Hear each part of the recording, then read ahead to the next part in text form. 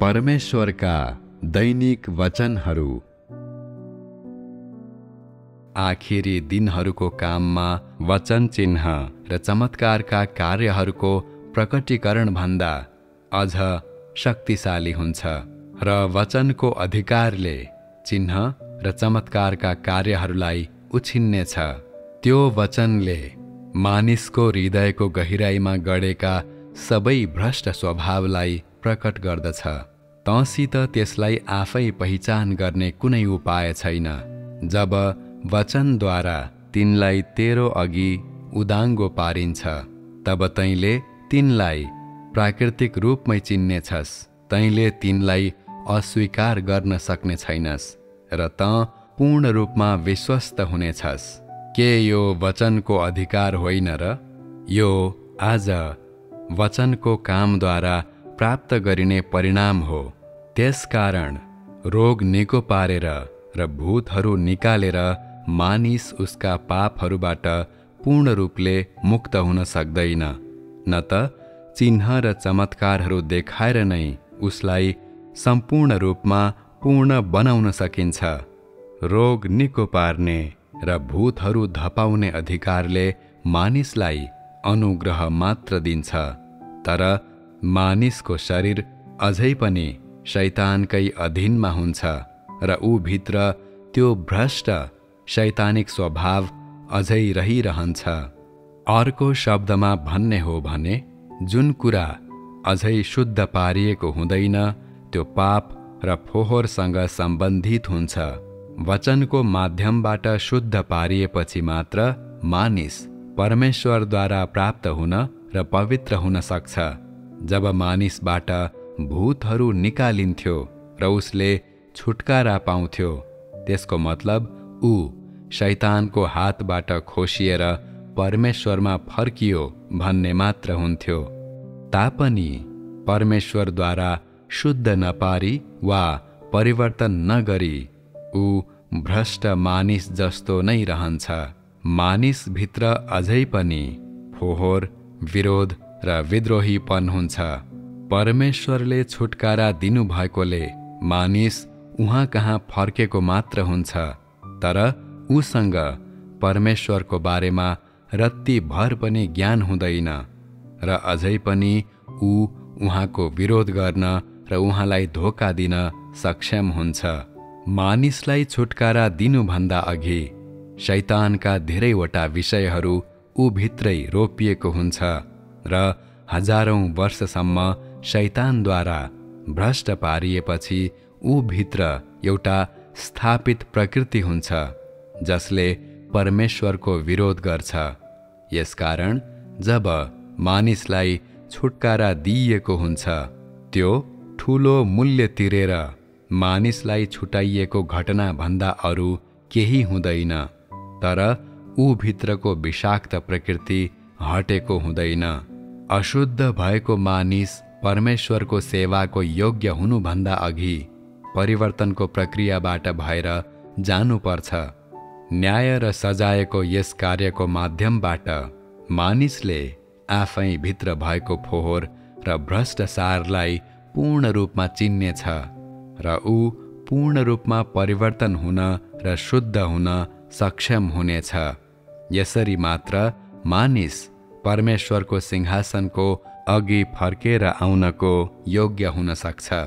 यस दिनमा गरिएका सबै काम मानिस शुद्ध र परिवर्तन हुन सकोस् भनेर हो। वचनको न्याय र सजाय साथै शोधनको माध्यमबाट मानिसले आफ्नो भ्रष्टतालाई हटाउन र शुद्ध हुन सक्छ। कामको यस चरणलाई मुक्तिका निम्ति हो भनी ठान्नुको साटो यो शुद्धिकरणको काम हो भन्नु धेरै उचित हुन्छ। वास्तवमा यो चरण विजयको चरण हो। साथसाथै यो मुक्तिको कामको दोस्रो चरण पनि हो। यो वचनको न्याय र सजायको माध्यमबाट नै मानिस परमेश्वरद्वारा प्राप्त गरिने स्थितिमा आउँछ र वचन प्रयोग गर्दा नै मानिसको हृदयभित्रका सबै अशुद्धता, धारणा, अभिप्राय र व्यक्तिगत आकांक्षाहरूलाई शुद्ध गर्न न्याय गर्न र पूर्ण रूपमा प्रकट गरिन्छ। किनकि मानिसलाई छुटकारा दिइएको र उसका पापहरू क्षमा गरिएको हुन सक्छ, तर त्यसलाई परमेश्वरले मानिसका अपराधहरू सम्झनुहुन्न र मानिससँग उसको अपराध अनुसार व्यवहार गर्नुहुन्न भनेर मात्र मान्न सकिन्छ। तापनि जब मासुको शरीरमा जिउने मानिस पापबाट छुटाइएको हुँदैन, उसले पापै मात्र गरिरहन सक्छ। यसरी अटुट रूपमा आफ्नो भ्रष्ट शैतानिक स्वभाव प्रकट गर्छ। यो मानिसले जिउने जीवन हो जहाँ पाप गर्ने र क्षमा गरिने चक्र निरन्तर चलिरहन्छ। अधिकांश मानव जातिले दिनमा पाप गर्छन् र साँझमा मात्र त्यो स्वीकार गर्छन्। यसरी पापको बलि मानिसका लागि सदा सर्वदा प्रभावकारी भए पनि त्यसले मानिसलाई पापबाट बचाउन सक्दैन। मुक्तिको काम आधा मात्र सम्पन्न भएको छ, किनकि मानिसमा अझै पनि भ्रष्ट स्वभाव छ।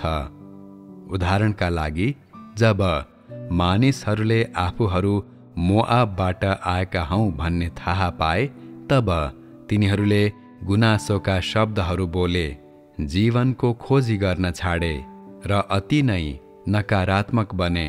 के यसले मानव जाति अझै पनि परमेश्वरको शासनको अधीनमा पूर्ण रूपमा बस्न असमर्थ छ भनी देखाउँदैन र? के यही नै तिनीहरूको भ्रष्ट शैतानिक स्वभाव होइन र? जब तँलाई दण्डको अधीनमा पारिएको थिएन, तेरा हातहरू अरू सबैका भन्दा माथि उठ्थे, यहाँसम्म कि येशूको भन्दा पनि माथि, र तँ ठूलो स्वरमा कराउँथिस्। परमेश्वरको प्यारो छोरा हुनु, परमेश्वरको एक घनिष्ठ हुनु। हामी शैतानको सामु झुक्नुभन्दा बरु मर्छौं।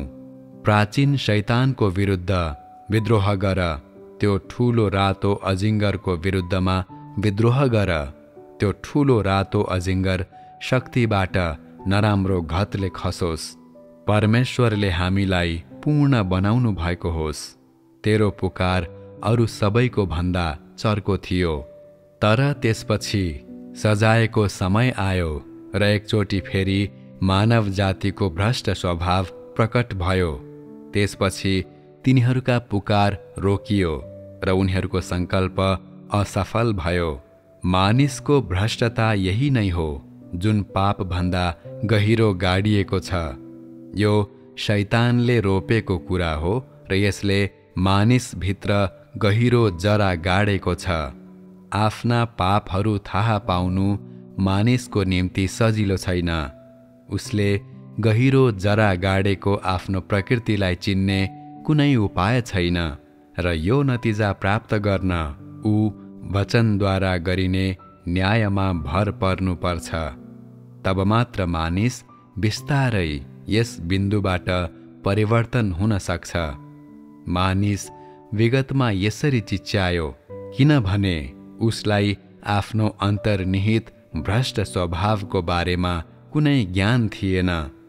मानिसभित्र अवस्थित अशुद्धताहरू यिनै हुन्। न्याय र सजायको यति लामो अवधिमा मानिस तनावको वातावरणमा बाँच्यो। के यो सबै वचनको माध्यमद्वारा हासिल भएको थिएन र? के तँ पनि सेवाकर्ताहरूको परीक्षण हुनु अघि एकदमै ठूलो आवाजमा कराइनस् र? परमेश्वरको राज्यभित्र प्रवेश गर्नुहोस्।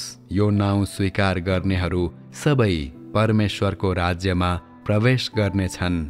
सबैजना परमेश्वरमा सहभागी हुनेछन्। जब सेवाकर्ताहरूको परीक्षा आयो त रुनै छोडिस्। सबैभन्दा सुरुमा सबैजना कराए, हे परमेश्वर, तपाईँ मलाई जहाँ राख्नुहुन्छ म तपाईँद्वारा सञ्चालित हुनलाई अधीनमा बस्नेछु।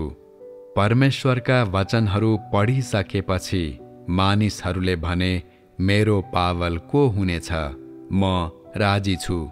तब तिनीहरूले यी वचनहरू देखे अनि अय्युबको विश्वासको बारेमा के भन्ने र भने, म अय्युबको विश्वासलाई आफैमा लिन तयार छु। हे परमेश्वर, कृपया मलाई जाँच्नुहोस्। जब सेवाकर्ताहरूको परीक्षण आयो, तिनीहरू एकैचोटि ढले र मुस्किलले फेरि खडा हुन सके। त्यसपछि अलिअलि गर्दै तिनीहरूको हृदयमा भएका अशुद्धताहरू कम हुँदै गए। के यो वचनद्वारा प्राप्त भएको थिएन र? यसैले आज तिमीहरूले जे अनुभव गर्यौ ती वचनद्वारा प्राप्त गरिएका परिणामहरू हुन्। ती येशूको चिन्ह र चमत्कारहरूद्वारा प्राप्त गरिएका भन्दा महान छन्। तैँले देखेको परमेश्वरको महिमा र तैँले देख्ने परमेश्वर स्वयंको अख्तियार केवल क्रुसीकरण, बिरामीलाई निको पार्ने र भूतहरू निकाल्ने माध्यमबाट मात्र देखिँदैन, तर त्यो भन्दा बढी उहाँको वचनले गर्ने न्यायबाट देखिन्छ। यसले तँलाई परमेश्वरको अख्तियार र शक्तिमा केवल चिन्हहरू, बिरामीलाई निको पार्ने र भूतहरू धपाउने काम मात्र सामेल हुँदैन, तर परमेश्वरको वचनको न्यायले परमेश्वरको अख्तियारलाई अझ राम्ररी प्रतिनिधित्व गर्न र उहाँको महानतालाई प्रकट गर्न सक्छ।